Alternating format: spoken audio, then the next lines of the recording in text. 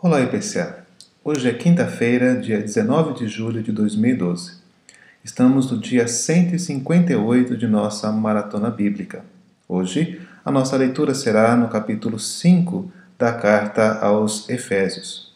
Neste capítulo, Paulo continua a fazer o contraste entre a velha vida e a nova vida que temos a partir da redenção em Cristo Jesus. São os efeitos práticos daquela gloriosa obra transformadora que começou na eternidade, através da escolha e da nossa predestinação, que se mostrou na história quando Cristo entregou-se pela nossa redenção e que se mantém até os nossos dias através do selo e da presença do Espírito Santo em nós. A igreja, este novo corpo produzido por Deus, este glorioso corpo de Cristo, é a manifestação da sua glória, do seu poder diante dos principados e potestades. Por isso, nesse capítulo 5, vários contrastes são apontados por Paulo no decorrer do texto. Ele, por exemplo, nos chama de filhos amados em comparação àqueles que são chamados de filhos da desobediência.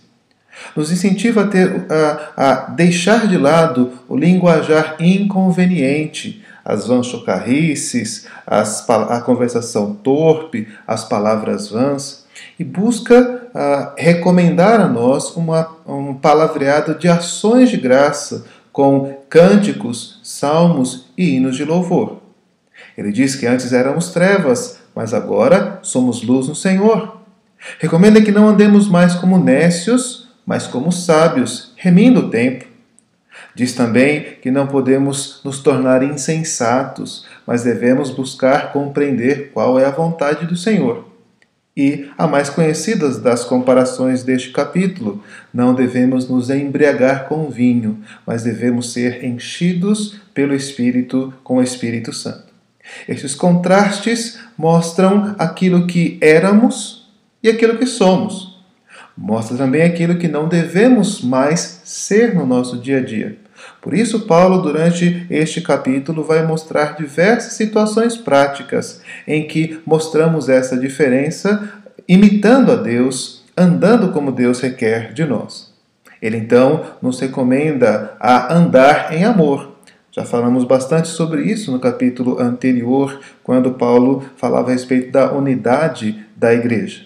Mas ele continua e diz: as nossas palavras precisam ser, então, transformadas conforme este novo padrão. Precisamos rejeitar a incontinência, a falta de controle, por exemplo, que mostra os vícios ou que mostra o cuidado, o apego exagerado às coisas deste mundo. Devemos deixar a impureza, toda sorte de malícia, todo tipo de maldade, todo tipo de corrupção de uma vida santa. Devemos também buscar evitar a avareza, o amor, o apego aos bens materiais e aos cuidados deste mundo, que Paulo chama aqui claramente de idolatria. Isto deve nos chamar a atenção, porque nós sempre pensamos na idolatria como alguma coisa voltada à adoração de imagens, mas o texto vai muito além disso. Ele diz que todas estas coisas caracterizam os filhos da desobediência e provocam a ira de Deus. Nós, pelo contrário, devemos buscar o fruto da luz, andar na luz, manifestar a luz que recebemos de Cristo. E aqui então Paulo dá apenas como exemplo 3 frutos da luz na vida do crente: a bondade, a capacidade de fazer bem, a justiça, a capacidade de agir corretamente, e a verdade, a capacidade de demonstrar aquilo que realmente Deus fez e faz em nós. Estas coisas são aquelas coisas que agradam a Deus. São as coisas que agradam ao Senhor, e estas coisas devem ser buscadas por nós. Para ilustrar esta situação e, às vezes, o descuido que nós temos em manifestar esses contrastes da nova vida, Paulo usa a figura de uma pessoa dormindo num cemitério. Esse texto É uma citação: desperta, ó tu que dormes, levanta-te dentre os mortos e Cristo te iluminará. É uma adaptação livre de Isaías 26, 19 e de Isaías 60, versículo 1, onde o profeta chama a atenção de que Deus daria uma nova vida para o seu povo. E essa vida faria com que esse povo se separasse, se dispusesse a andar e a viver de modo diferente daquilo que vivem os gentios ao seu redor. Uma pessoa que está dormindo entre os mortos parece morta. Age em muitos aspectos semelhante a um morto, mas há uma diferença radical entre um morto e alguém que está dormindo. E ainda que essa diferença não seja aparente muitas vezes, essa diferença é real. Mas o que Paulo está querendo dizer é que a gente não pode deixar que esta aparência permaneça, mas despertando-nos do sono e buscando então um comportamento diferente, nós podemos mostrar de fato que estamos vivos e não que pertencemos à morte. Paulo então recomenda um comportamento prudente, que procura aproveitar bem o tempo, sabendo da maldade dos dias, procura focar e dispor-se a viver de acordo com aquilo que Deus estabelece para nós. Paulo também chama a nossa atenção para que nós busquemos conhecer, compreender, experimentar a vontade do Senhor, assim como havia já falado aos romanos.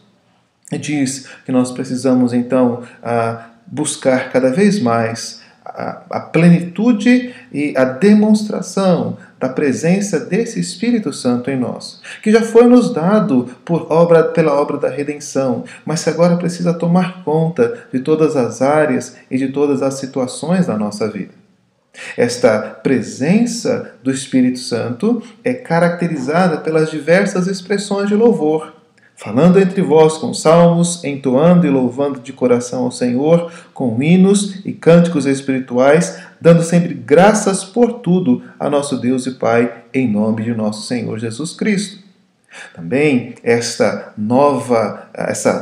presença, essa direção do Espírito Santo sobre a nossa vida é demonstrada pela sujeição que temos uns aos outros no temor de Cristo. É dessa sujeição que Paulo vai falar de 5:22 até 6:9. Não é uma sujeição forçada ou humilhante, mas uma compreensão de nossa nova condição em Cristo e de uns para com os outros. Na nossa cultura, no pensamento comum de hoje, as pessoas questionam este padrão. Elas não conseguem entender que as pessoas devem ser sujeitas uns aos outros. Cada um deve pensar em si mesmo, segundo o pensamento moderno, o pensamento comum. Mas nós aprendemos a pensar conforme Cristo estabelece. Seja em qualquer situação da nossa vida, este novo pensamento deve ser refletido por conta da obra que Deus realizou em nós. Hoje nós vamos falar apenas do relacionamento entre marido e esposa, que é o que está no capítulo 5. Amanhã continuaremos sobre outros relacionamentos apontados no capítulo 6. No capítulo 2, Paulo descreveu a igreja como família de Deus. No capítulo 4, a unidade da igreja é descrita como algo produzido por Deus que o homem não pode separar, o mesmo que Jesus havia dito sobre o casamento. Agora, as responsabilidades do casal são comparadas com aquelas decorrentes à união entre Cristo e a igreja. Isso é feito de maneira tão contundente que essas duas relações se confundem, a ponto de Paulo ter que dizer no verso 32 que está falando naquele aspecto do mistério que é grande a respeito de Cristo e da igreja. Mas, de fato, essas duas realidades se tocam e se refletem uma à outra, de forma que devemos, com o nosso casamento, aprender como deve ser a nossa relação com Cristo. De maneira também que devemos aprender da nossa relação com Cristo como deve ser o nosso casamento. O marido demonstra a nova vida de submissão ao Senhor imitando a Cristo. E essa imitação se dá sendo ele cabeça e salvador do lar, alguém que está conduzindo e buscando a salvação da sua família. Ele deve amar a sua esposa e deve se entregar por ela da mesma forma que Cristo fez com a igreja. Deve buscar a purificação da sua esposa e o aperfeiçoamento dela por meio da palavra, como Cristo faz conosco. Deve então buscar orientar e dirigir o seu lar não a partir de suas próprias opiniões, mas a partir daquilo que aprendeu do Senhor Jesus e aprendeu na Bíblia. Deve também cuidar e deve dar o sustento, a proteção, o amparo à sua esposa, como Cristo cuida da igreja, como Cristo dá atenção à igreja e como nós fazemos com o nosso próprio corpo, alimentando, cuidando e dando aquilo que é necessário para nós. Já a esposa demonstra a sua nova vida de submissão no temor do Senhor, imitando a igreja no relacionamento com Cristo. E este relacionamento é descrito de maneira bastante direta. Ela deve submeter-se em obediência e respeito a seu marido. Deve reconhecer no seu marido o líder e aquele a quem ela deve seguir. A lista, você pode notar, é bem maior para os homens e muito mais detalhada. Primeiro porque o homem é comparado com Cristo, que certamente é a parte ativa no relacionamento da redenção. Mas também nós podemos dizer aqui que Paulo está buscando refazer o pensamento cultural que até os nossos dias prevalece de que o homem tem privilégios em detrimento da mulher. Na verdade, ao estabelecer uma lista maior para os homens, Paulo está mostrando que os homens estão mais distantes, ou estariam mais distantes daquele padrão da vida familiar do que estariam as mulheres. O fato é que todos nós precisamos crescer muito. Pedro vai dar uma lista mais detalhada sobre como a mulher deve portar-se dentro do casamento. Mas o fato é que nós devemos perguntar se nós temos deixado o pensamento mundano, que defende que cada um pense em si mesmo, prevalecer dentro da nossa casa. Ou se nós entendemos que aquilo que recebemos da redenção deve nos fazer viver submetidos uns aos outros, vivendo em favor dos outros, como nós aprendemos com Cristo. A pergunta do capítulo 5 e o modo que devemos lê-lo é se temos de fato experimentado esse contraste entre a velha e a nova vida. Se somos pessoas que estão acordadas, despertas no meio de mortos, ou se estamos dormindo no meio deles e a palavra de Deus vem nos chamar a despertar e a poder viver conforme a nova condição que temos. Nossas palavras, nosso comportamento, as nossas relações familiares expressam a nova disposição que recebemos através do Espírito Santo.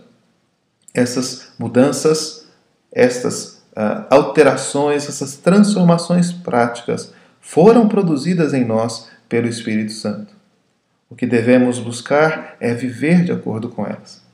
É andar de modo a mostrá-las ao mundo, aos principados e potestades e principalmente ao nosso Deus, a quem nós amamos e a quem nós queremos honrar e glorificar. Vamos orar? Conduz-nos, ó Deus, para que possamos mostrar essa nova vida que foi conquistada por nós através de Cristo e foi implantada em nós através do seu Espírito. Que o contraste entre a velha e a nova vida se mostre em todos os aspectos da nossa vida.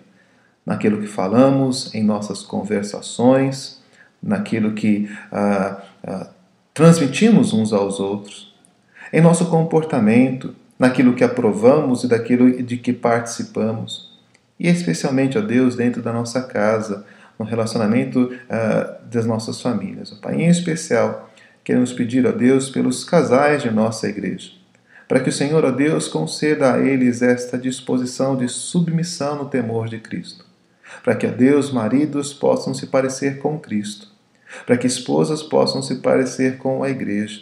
E que ambos, ó Deus, possam crescer em santidade, em justiça, em boas obras, em favor uns dos outros, a fim, ó Deus, de que o Teu nome seja glorificado e a fim também, ó Deus, de que as nossas famílias sejam fortalecidas, ó Pai.